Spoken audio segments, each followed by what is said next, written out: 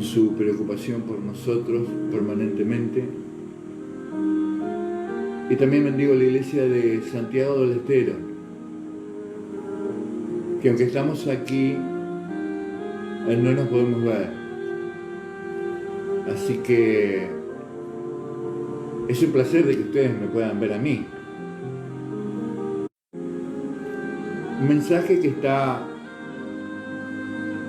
en la carta de Pablo a Filemón.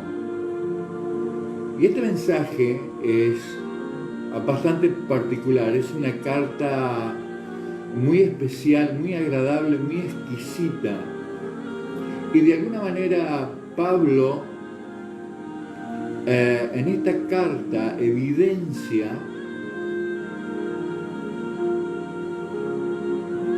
la justicia de Dios de una manera tangible, de una manera práctica. Y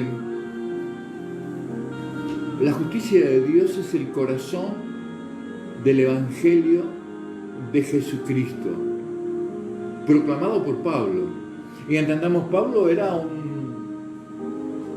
teólogo, conocedor del Antiguo Testamento, pero aparte era abogado, entonces era conocedor de la terminología específica, forense, legal. Y esto le da una calidad a las cartas de Pablo particular, ¿no? Yo voy a resumir un poquito la carta de Filemón a Filemón y luego voy a leer 3 pasajes y voy a pasar al centro de lo que quiero hablar, de que es la justificación. Usted me puede decir, pastor, en estos tiempos la justificación, por ahí queríamos escuchar otra cosa, pero mire, sinceramente, usted se va a agradar de esto. Usted está cansado ya de escuchar del problema que tenemos y de la cuarentena y de coronavirus y eso. Ahora, esto no deja de tener que ver, aunque no lo vaya a nombrar, no deja de tener que ver. Porque como decía recién, la justificación es el corazón del Evangelio de Jesucristo. Cuando nosotros comprendemos esto, podemos comprender la gracia con la que Él nos amó y con la que Él nos dotó. Le cuento un poquito por qué Pablo le escribe esta carta a Filemón. Resulta que a Filemón se le había escapado un esclavo. Y no solamente que se le había escapado, este esclavo le había robado. Y este esclavo se llama Onésimo. Resulta que Onésimo, cuando escapa, como la mayoría de los esclavos, lo hacían hacia Roma. Porque Roma era una ciudad que tenía en ese momento aproximadamente 1 millón de habitantes. Entonces era fácil escabullirse allí. Ahora, fíjese que en Roma no se sabe bien si fue Aristarco o fue Epafras quien lo encuentra a Onésimo. Entendamos que en ese tiempo Pablo estaba en prisiones, en una prisión domiciliaria, y uno de ellos lo lleva delante de Pablo. Cuando Pablo le escribe a Filemón posiblemente haya escuchado, seguramente escuchó el Evangelio de la boca de Pablo y se convirtió a Cristo por el Evangelio de Pablo.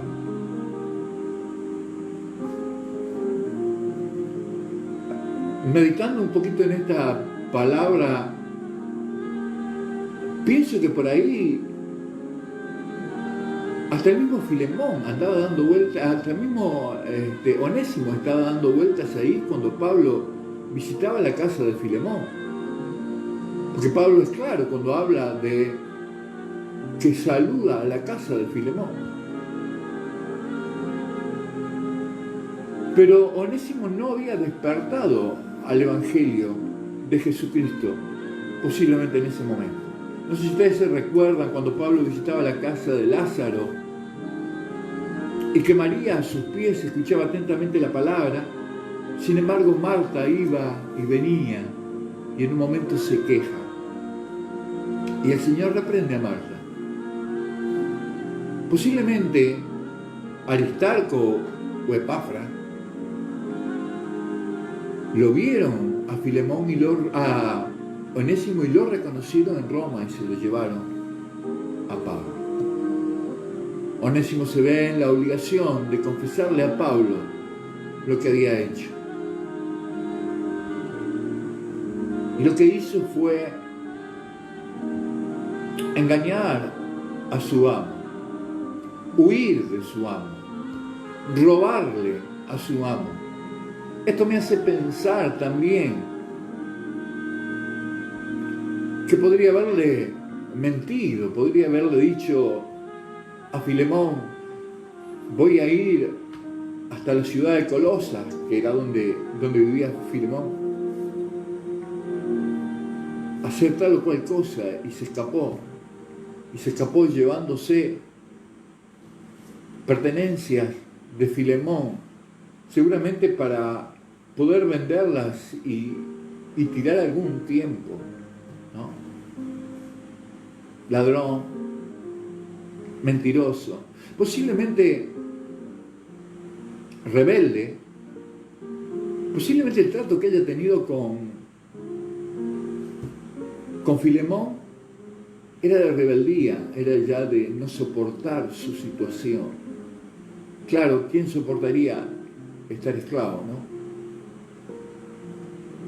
También podría haber sido hipocresía el hecho de hacerse ver como una persona que respondía bien a todo y sin embargo terminó engañándolo. Y esto nos lleva al centro de esta carta, que son 3 versículos claves e importantes. Resulta que Onésimo se convierte al Evangelio escuchándolo a Pablo día a día y se convierte de tal forma en que también se hace un servidor de Pablo aún en sus penas y en sus prisiones. Y era evidenciable esa transformación que había experimentado por la palabra, que Pablo lo reconoce como su siervo. Y Pablo, con ese discernimiento y esos dones a flor de piel, hace una cosa. Como ese hombre tan audaz que llevaba adelante la prédica del Evangelio de Jesucristo y la prédica del Evangelio de la reconciliación,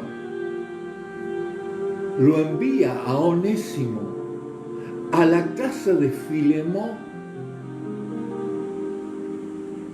con una carta, con varias cartas, una a Filemón directamente y otra carta para Efeso y para Colosas. Iba acompañado de Tíquico, pero las cartas se las había dado a él. Usted imagínese esta escena, llegando Onésimo, el prófugo, el ladrón, a la casa de su amo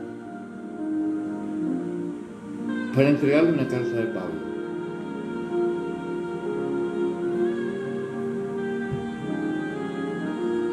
¿Cómo se tiene que haber sentido? ¿Cómo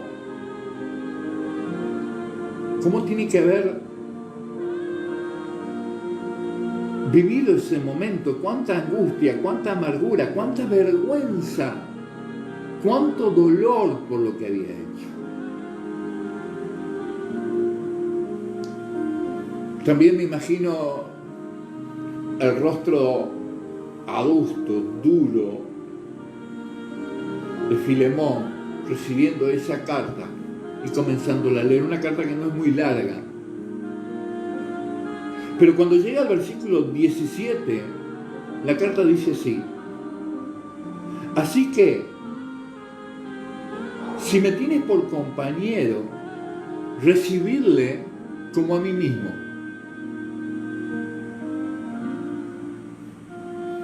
Y si en algo te dañó o te debe, ponlo a mi cuenta. Yo, Pablo, lo escribo de mi mano. Yo lo pagaré, no por decirte que aún tú mismo me debes también. Estos 3 versículos marcan el centro de esta carta.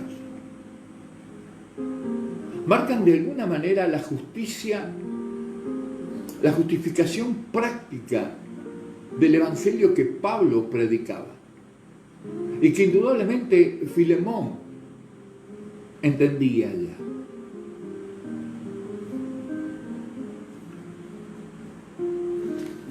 La justificación es el corazón del evangelio de Jesucristo. Mire Romanos 4:5. Yo voy a pedir que usted tome apunte de esto.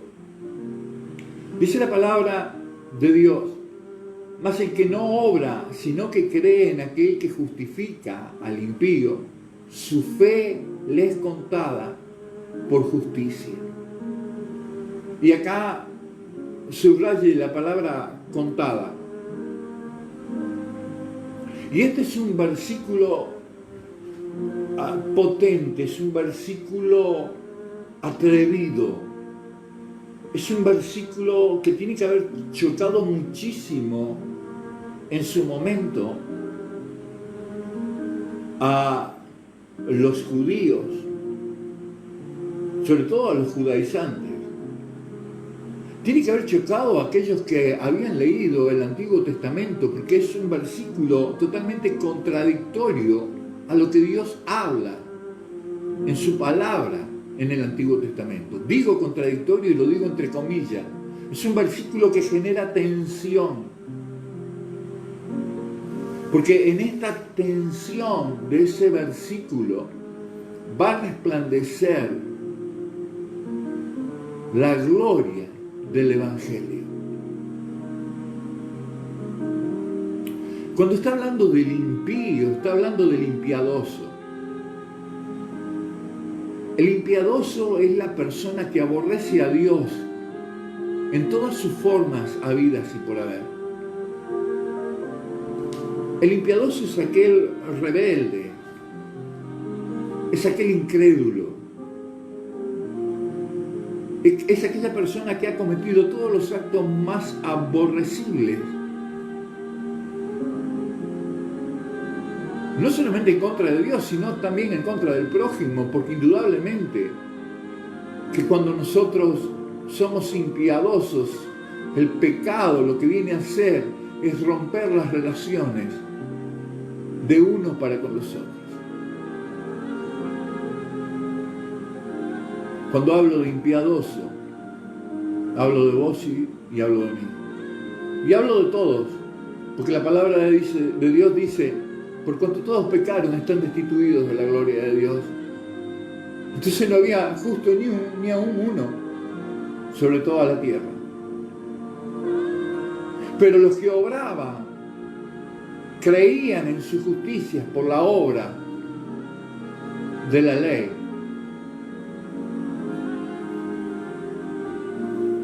Pero resulta que este versículo no dice al que obra, dice más al que no obra, sino cree en aquel que justifica al impío.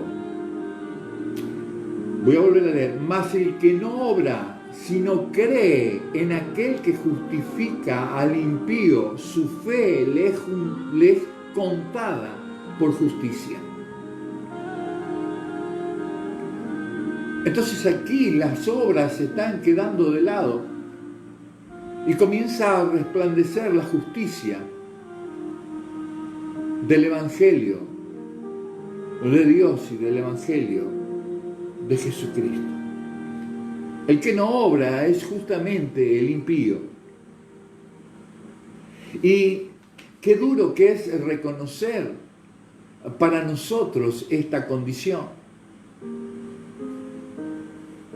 Esta condición de impiadoso.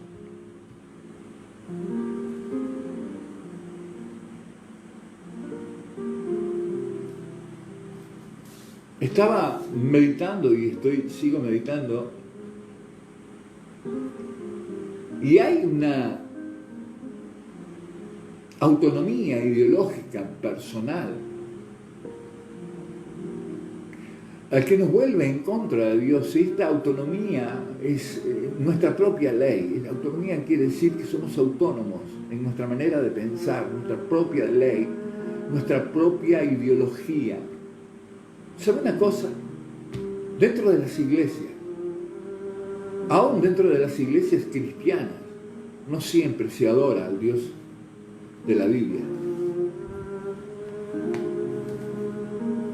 Muchas veces conformamos a Dios a nuestra imagen y semejanza. Y no nos conformamos nosotros a la imagen y semejanza de Dios. No nos hacemos nosotros a Él, sino que nosotros acomodamos a Dios de acuerdo a nuestro ideal. ¿Sabe lo que es eso? Termina siendo idolatría.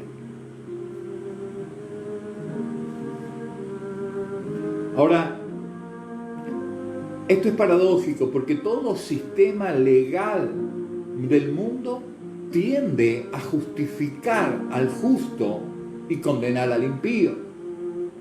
Sin embargo, en el Evangelio de Jesucristo esto cambia de una manera sustancial. Aquí, el único requisito para ser justificado es ser impío.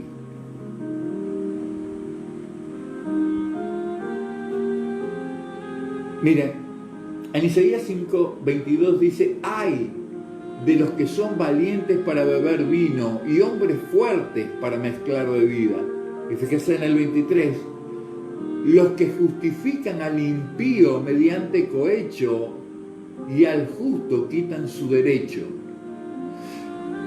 Ahora, fíjese la primera palabrita del 5:22 dice: ay de los que son.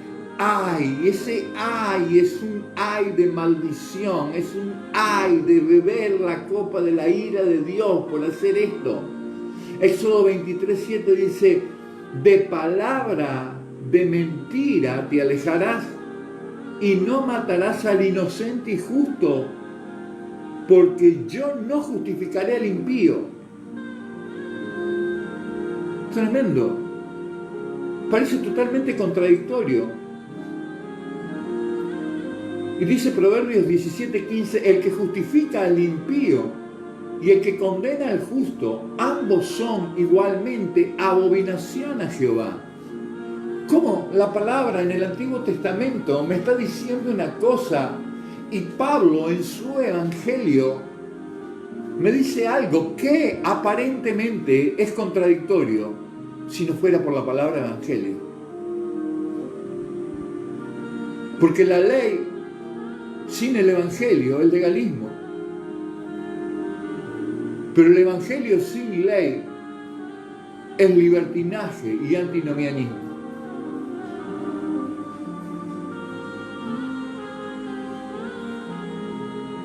Mi hermano, en el Evangelio de Jesucristo las cosas se revierten.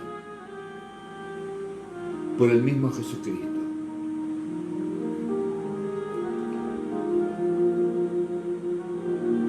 La palabra justificar es hacer que una cosa sea admisible y no parezca censurable, inadecuada o inoportuna. La palabra de Dios me dice que Él es el que justifica. Él es el que nos hace admisibles. Pero, ¿cómo Dios, cómo Cristo? Primero, ¿cómo Dios se pueda contraponer de esta forma? ¿Cómo Dios puede generar esta tensión dentro de la misma palabra?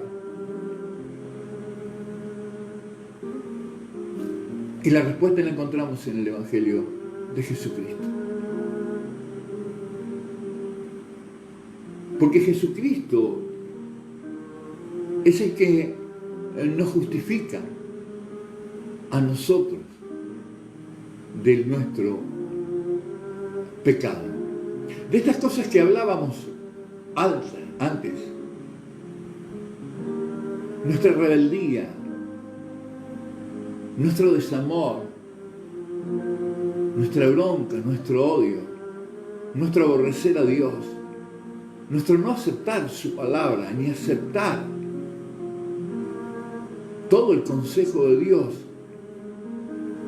que está en su palabra, en aborrecer a Dios con todo nuestro corazón, en no querer saber nada con Él,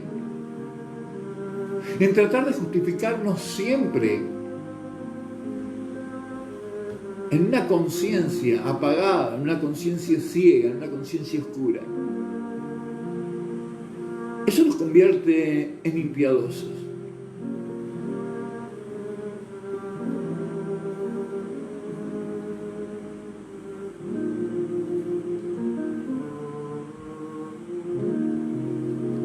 Acá en Romanos 4:3 quiero que usted vea una palabra clave, una palabra clave.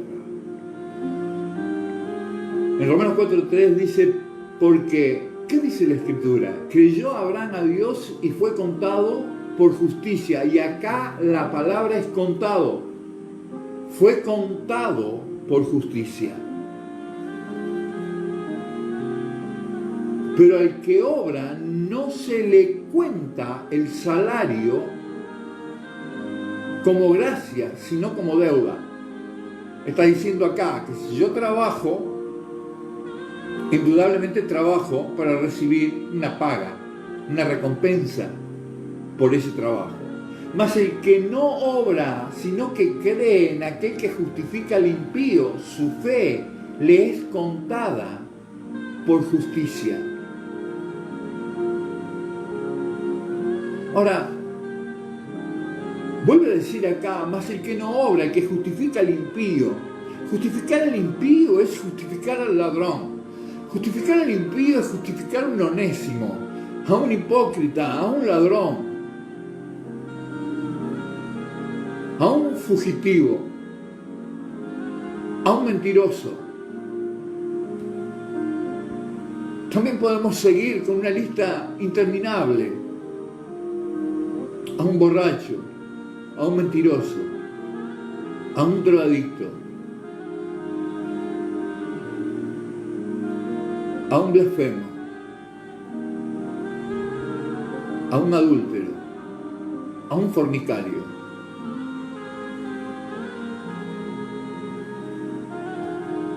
Y dice, al que justifica a esta clase de personas, a un codicioso, sabiendo que la codicia es uno de los pecados que engloba al resto. Sin embargo, en el Evangelio de Pablo habla que Dios justifica. ¿Y Dios lo hace de qué forma? ¿Dios lo hace de qué manera? a través de su Hijo Jesucristo. Su Hijo Jesucristo que fue hecho pecado, no que experimentó el pecado. Y utilizo la palabra experimentar como fundamental. Porque Él no vivió la experiencia del pecado, que nosotros sí la vivimos en nuestro propio cuerpo. Él no experimentó pecado. Aunque fue tentado en todo, Él no pecó. Pero sí fue hecho pecado. Sí cargó con nuestras rebeliones, con nuestras injusticias, con nuestras impiedades. Con todo lo que era aborrecible para Dios, Él lo cargó. Y no cargó el mío y el tuyo, cargó el de la humanidad. Todos los pecados fueron sobre Él. A mí me gusta una ilustración del pastor Paul Washer, cuando dice, Cristo no le tuvo miedo a los clavos,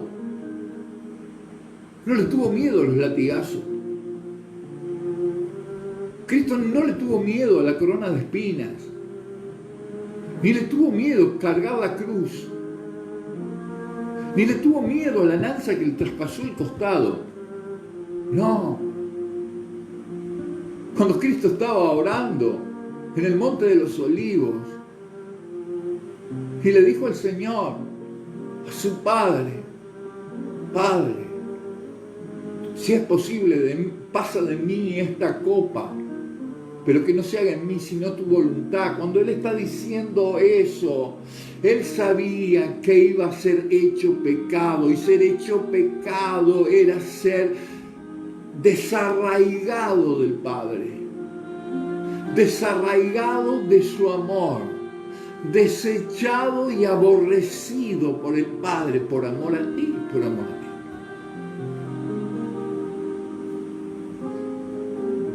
Para quitar el pecado del mundo.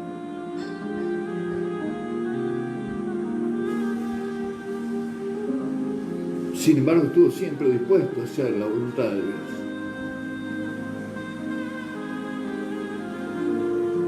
Y esa es la justicia de Dios, y esa es la justificación de Dios. Que aunque no obre, y aunque todavía viva en este cuerpo de pecado, he creído en que Cristo me ha justificado y ha hecho justicia, me ha hecho justicia delante de los ojos de Dios.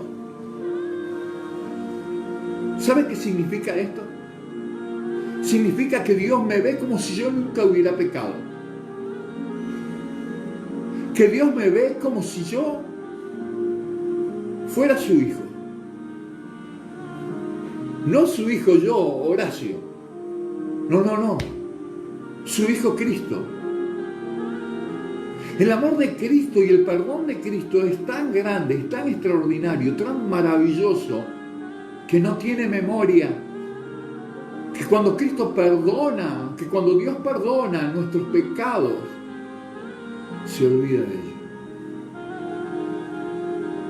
Ahora,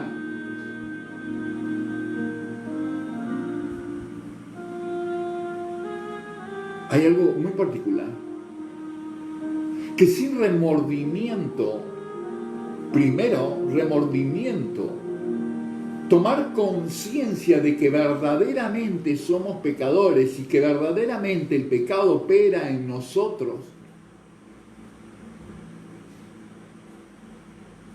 tomar conciencia y arrepentirnos delante de Dios. Imagínense Onésimo entregándole la carta a Filemón y postrándose de rodillas, pidiéndole perdón por semejante transgresión. ¿Cuánto más nosotros, cuando nos presentemos delante de Dios, haremos lo mismo? Pero ¿sabe qué? Esta carta no va a venir firmada por Pablo.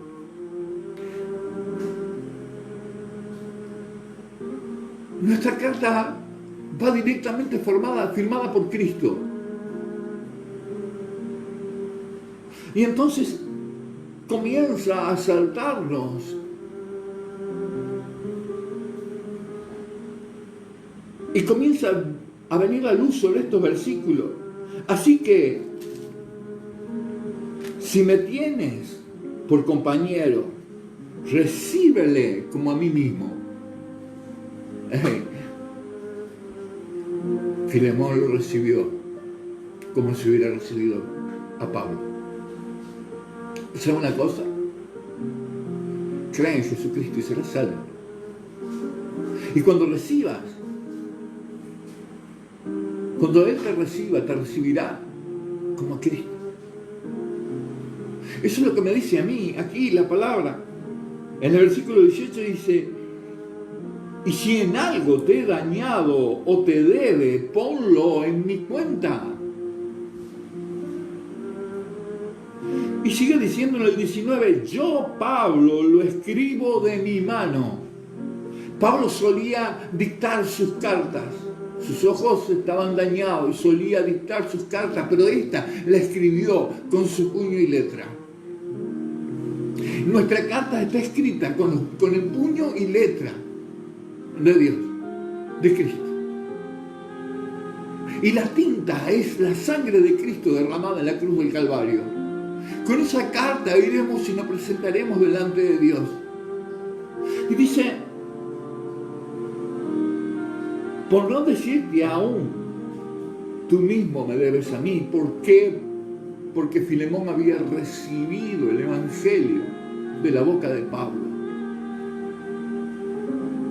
Y en el espíritu era deudor de él. En lo espiritual era deudor por lo que había recibido, salvación y vida eterna. Ahora, esto me dice, si tenés algo, si te debe algo, ponlo a mi cuenta. Y sabe una cosa, nosotros sabemos por la palabra de Dios que le debemos a Dios absolutamente todo. Que nuestra condenación ya estaba dictada, o está dictada. Si no alcanzamos a entender el Evangelio. Sin embargo, Cristo le dijo, Señor, los pecados de ellos, si ellos te deben algo, ponlos en mi cuenta. Yo te lo pagaré. ¿Sabe cómo se le llama a eso en términos teológicos y de doctrina? Propiciación. ¿Sabe lo que recibió Cristo? Fue nuestro propiciatorio. Cristo en la cruz del Calvario, la ira de Dios, que era para con nosotros los pecadores, aquellos que hemos negado a Dios. Cristo recibió la ira de Dios sobre su vida. Entonces esa ira que venía directamente hacia nosotros fue desviada hacia Él y se convirtió en nuestro propiciatorio, se convirtió en nuestro sustituto, se convirtió Él en quien pagara nuestra deuda.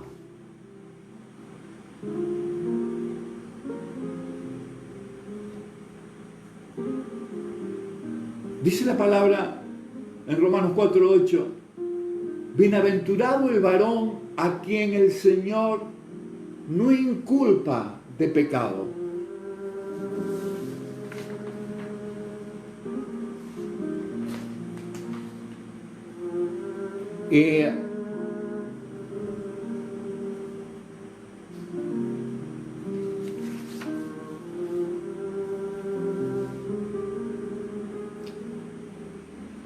Quiero hacer una reflexión sobre esto. Bienaventurado el varón a quien el Señor no inculpa de pecado. Pero a quien Dios no inculpa de pecado, sino aquel que se ha arrepentido delante de Él.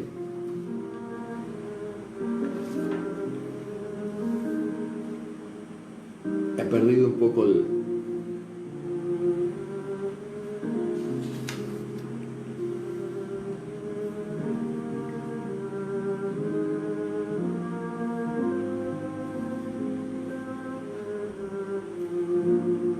Y la palabra clave, cuando yo hablaba antes, le fue contado por justicia. Mas el que no obra, sino cree en aquel que justifica al impío, su fe le es contada nuevamente por justicia. Romanos 4:5, antes era Romanos 4:3. Y Romanos 4:6, como también David habla de la bienaventuranza del hombre a quien Dios atribuye justicia sin obra. Este atribuye en griego es la misma palabra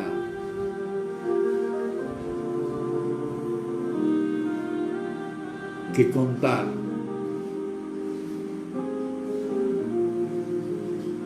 Y ya una cosa, la mejor palabra para poder aplicar aquí es la palabra imputar. Y la palabra imputar significa atribuir la responsabilidad de un delito a otra persona.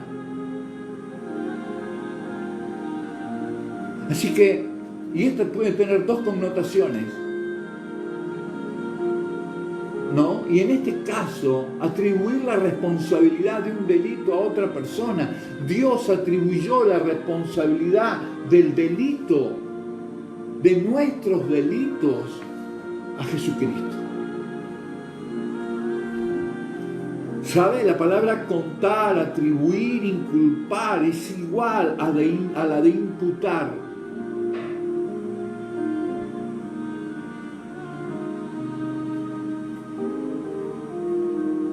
Y aquí radica una diferencia muy grande. Dice en Isaías 53:12, por tanto yo le daré parte con los grandes y con los fuertes repartirá despojo, por cuanto derramó su vida hasta la muerte y fue contado con los pecadores, habiendo él llevado el pecado de muchos y orado por los transgresores. Y habiendo él llevado los pecados de muchos. En 1 Pedro 2:24 dice, quien llevó él mismo nuestros pecados en su cuerpo sobre el madero, para que nosotros, estando muertos a los pecados, vivamos a la justicia, por cuya herida fuisteis sanados.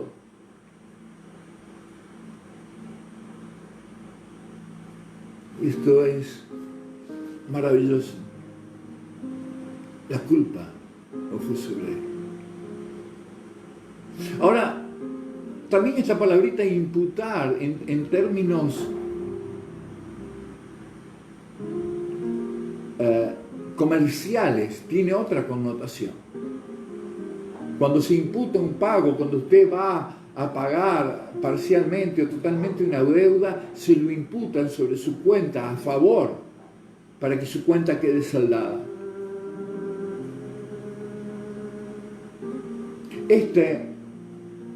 Estos pasajes nos dicen que nuestra cuenta quedó saldada, quedó a cero, porque Él la pagó, Él vino y la canceló por nosotros. Cuando nosotros tomamos conciencia de tremendo sacrificio, de tremenda entrega, nos damos cuenta de la grandeza del amor de Dios. Como decía antes, el amor de Dios y el perdón de Dios. El perdón de Dios no tiene memoria. Cuando Dios te perdona, ya no se acuerda de tus pecados. están totalmente olvidados. Él vive un constante presente. Por eso nuestro constante presente tiene que ser un acto de alabanza y de adoración a Dios por lo que Él hizo por nosotros.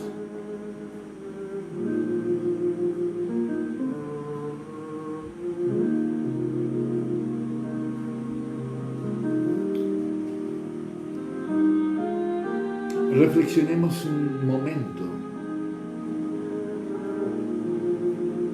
Dice, pastor, pero ¿cómo puede ser si yo todavía vivo en este cuerpo? Y Pablo lo habla muy claramente en Romanos 7.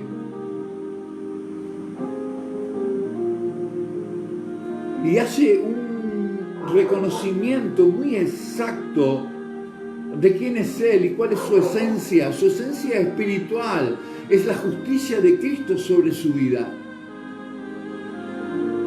Él se reconoce justificado y salvo delante de la presencia de Dios, aunque vive en un cuerpo de pecado. Y algunos piensan que Pablo está hablando de que cuando escribió eso es porque él había pecado. Pero en realidad no es eso. No está diciendo eso. Pablo está reconociendo que mientras vivamos en este cuerpo, el pecado nos va a afligir.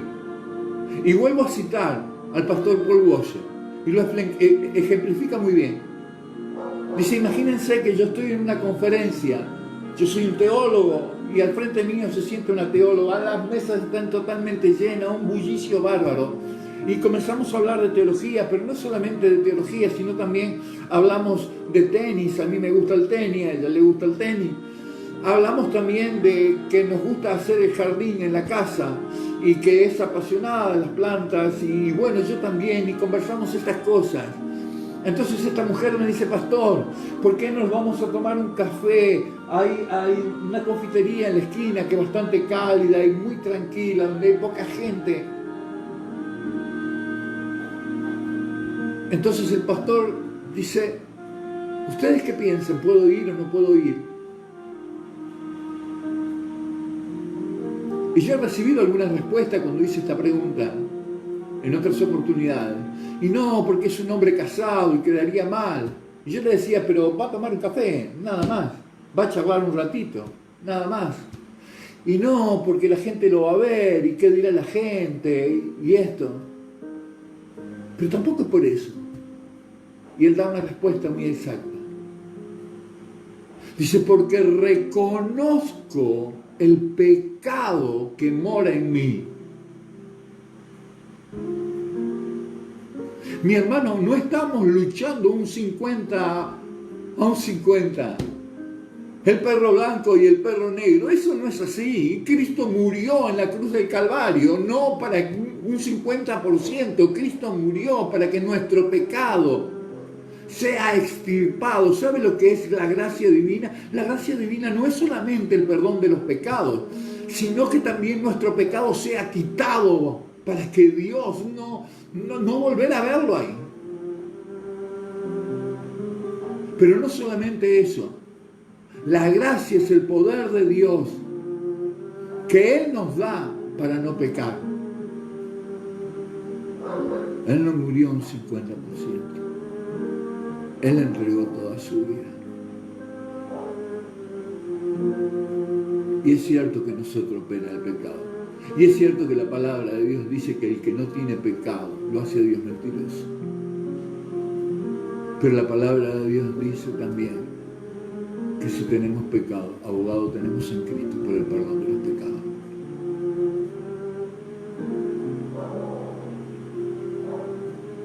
Un pastor hace muy poco me dijo, yo no me puedo ir a orar e ir a dormir si no he orado a Dios.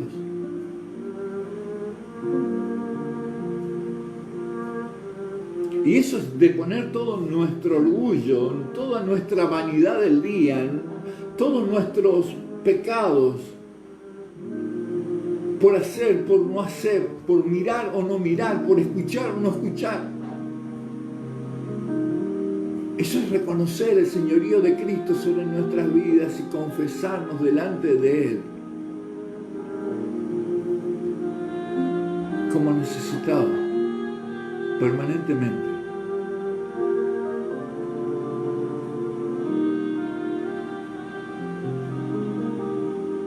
de su gracia sobre nosotros. Acá hay que dividir algunas cosas y yo solo voy a decir, mira, hay algo que nos diferencia del católico apostólico romano, y con todo respeto, si hay algún católico apostólico romano que me está escuchando, no tengo nada en contra de nadie, pero voy a decir una verdad. En el Concilio de Trento, en el párrafo 1989, en la última frase, dice lo siguiente: la justificación no es solo remisión de los pecados, sino también santificación y renovación del interior del hombre. Y eso es una blasfemia y es una mentira, porque lo atribuyen en el bautismo. Y la justificación es una palabra legal, una palabra forense. La justificación es algo que recibo y que no es por obra, y que es totalmente posicional. La justificación de Cristo, cuando yo me arrepiento de mis pecados y entrego mi corazón a Cristo para hacer su voluntad, es posicional. Yo soy justificado por fe y colocado en una posición, a diferencia de la santificación y de la renovación. Porque la santificación en mí, en usted y en cualquier pecador es progresiva. Y la regeneración de nuestro espíritu también es progresiva. Y cada vez que nos acercamos a Cristo nos encontramos que estamos faltos y recurrimos a Él como único medio para poder suplir todas esas faltas. De acuerdo a esto, la justificación no es solo remisión de pecados, sino también santificación y renovación del hombre interior. Está declarando al hombre justo. ¿Y sabe una cosa? Romanos 4:5 en ningún momento dice que Dios justifica al justo, sino al que no obra, al impiadoso que cree.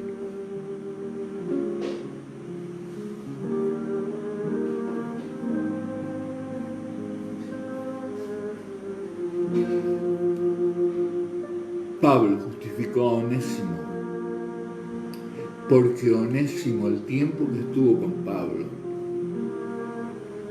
visibilizó a Cristo en su vida.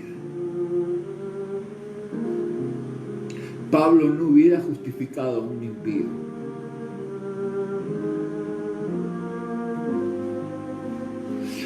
Hoy muchas iglesias están llenas de cristianos aburguesados,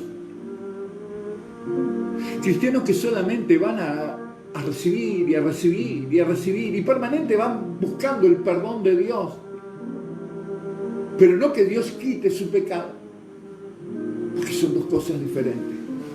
Les gusta el perdón de Dios, pero no les gusta abandonar el pecado. Y por eso viven en pobreza de espíritu, en pobreza de relación con Dios. Porque al no actuar el poder de Dios, actúa la cobardía del hombre natural de persistir en seguir esclavo del pecado. Ahora, yo lo que quiero es dejarte esta buena noticia. Este es el Evangelio de Jesucristo, es el corazón del Evangelio de Jesucristo. Si no estás a cuenta con Dios, yo te digo que la única condición para que Dios te justifique, la única condición para que Dios te justifique es que seas un impío. No hace falta que hagas nada para venir a Él. Simplemente ven. Simplemente confiesa tu pecado. Simplemente acepta la justicia gratuita que Dios te da,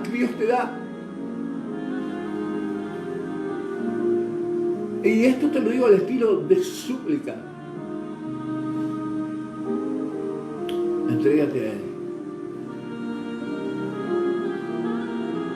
Entrégale tu vida, entrégale tu mente. Entrégale tu corazón, entrégale toda tu fuerza. ¿Sabes una cosa?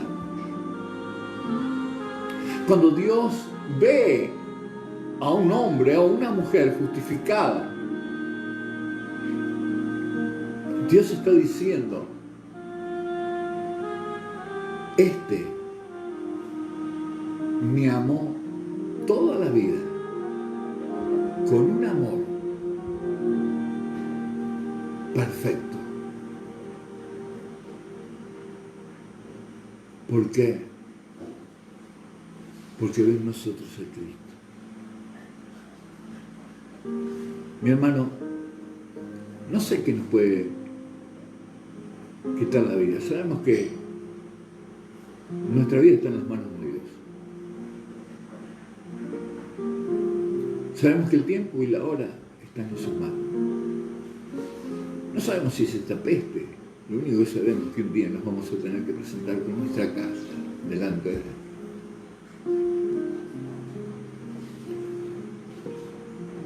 Y seguramente caeremos postrados con la carta en la mano. Y cuando Dios abre esa carta y vea el color de las letras que están escritas ahí,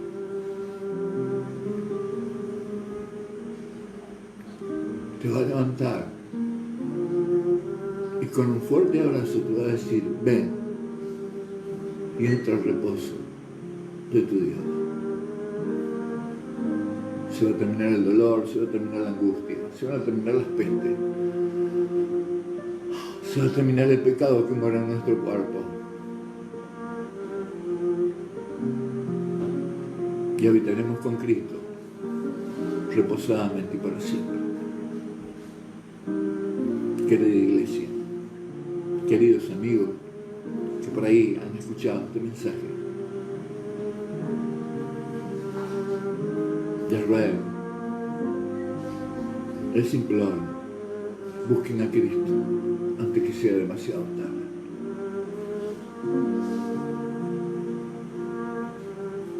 Antes que en un abrir y cerrar de ojos ya no estemos aquí y amanezcamos allá o despertemos allá.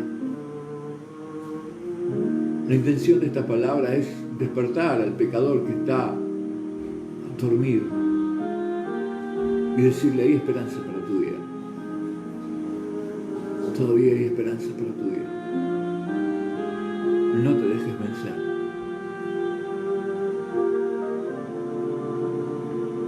A la querida iglesia amada de San Francisco,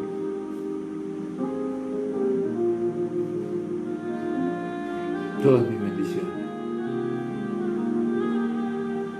Gracias por todo, sinceramente, por todo, por absolutamente todo.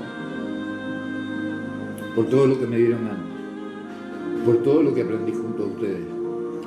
Ustedes son como esas ovejas, no como las del himno, porque las ovejas del himno dice que quedaron en el aprisco, pero ustedes quedaron en el desierto.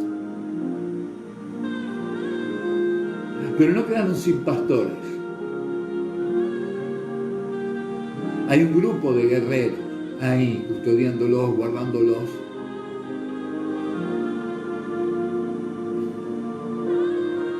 No como patrones, sino como hermanos menores. Gracias por suplirnos en todo. Muchísimas gracias. Yo los bendigo desde aquí. Y a la iglesia de Santiago del Estero, que tampoco la veo, muchas gracias. Gracias por recibirnos.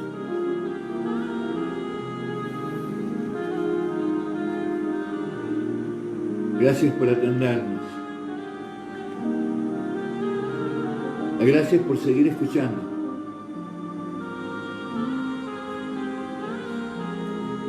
Gracias por ir acomodándose a este pastor que les tocó. Pero verdaderamente estamos aquí porque les amamos y porque queremos lo mejor para ustedes. Que Dios le bendiga, que Dios le guarde, que Dios le proteja en este tiempo y seguramente muy pronto nos estaremos viendo para seguir glorificando el nombre del Señor. Este ha sido el culto de adoración. Este es el culto de adoración. Poder compartir la palabra con ustedes. Gracias. Y que Dios los bendiga. Amén.